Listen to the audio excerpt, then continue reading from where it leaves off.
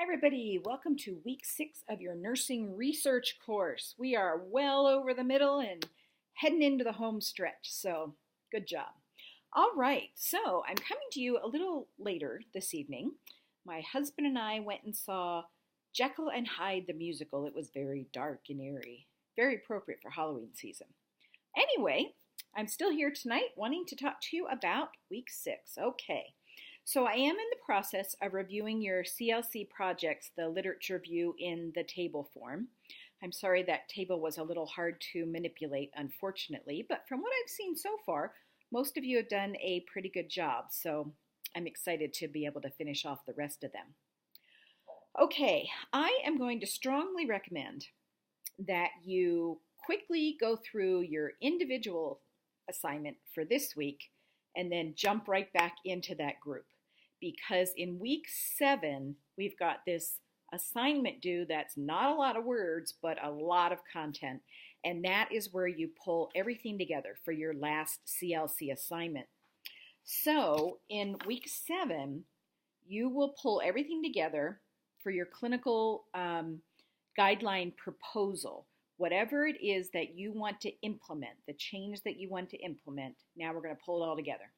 You're going to have a problem statement, your question, and I know some of you are revising your question, so the final question, the literature review, the research synthesis that backs up the actual protocol, okay? And then you'll be doing your implementation plan, and I believe that includes a timeline, and also then what you want to evaluate for the evaluation plan to see if your intervention worked. So we're going to do everything up until the pilot study. So it's only 750 to 1,000 words, something like that. Check your assignment to be sure. But it's got to be very clear, concise, just straight fact and to the point. Nothing flowery to be able to make that. Okay. So I'm really excited to see what you guys come up with for that because I think you've got some really good topics that you're working on. All right, then for this week, you have your rest of that individual paper where you are critiquing the 2 research studies.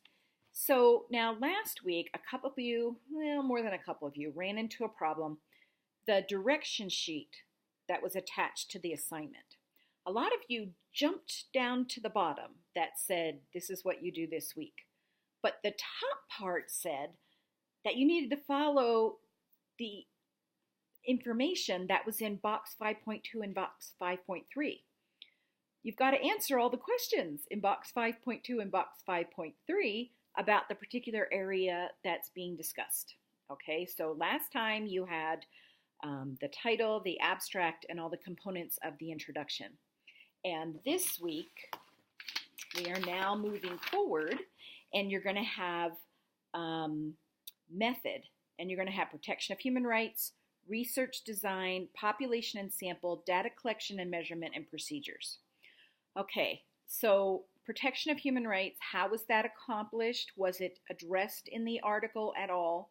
Research design, do not just tell me it qualitative or quantitative. I want to know specifically which quantitative and which qualitative. I noticed in a few of you on your literature review table that you just put quantitative or qualitative, and I need to know which one. Population and then the sample, 2 different things, right? So we need both. The data collection and measurement, how are they actually accomplishing that? And then procedures. So that's for your quantitative. And then the qualitative, pretty much exactly the same thing, except research design and research tradition.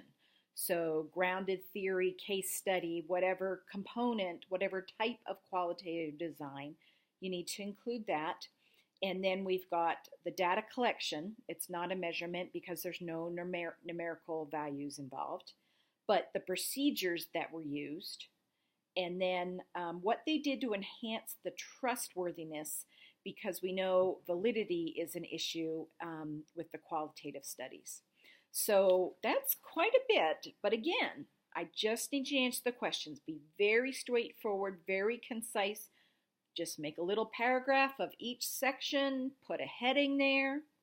Oh, the other thing, this is definitely APA format. So you need a title page, your first heading is the repeat of the title, and you need an introductory paragraph. It can be short, it can be 3 sentences, no big deal. But you need that to make it an APA paper. Then you're going to get into your main big headings for those different components that I just rattled off. So just want to kind of get everybody on the same page. And I tried to give a whole bunch of feedback on the first part of your critique if you had any problem areas. Okay, sounds good. So that's the assignments. We've got some interesting discussion questions this week. Type 1 and Type 2 errors, which you'll find out about in your reading. Definitely something you can't answer without looking those up. And then ANCOVA. We used to say ANOVA. There's still ANOVA in the literature, but this is a little bit of an addition, ANCOVA. And so you're going to have to be looking at that method of analysis and what it contains, and then answer that discussion question. So a little more technical this week, and maybe I'll try to throw in some other topics to help with your participation because they're a little technical. There's not a lot to expound on. Okay, so I think that is everything. I'm trying my best to get those group projects graded and back to you right away so you can start working on them.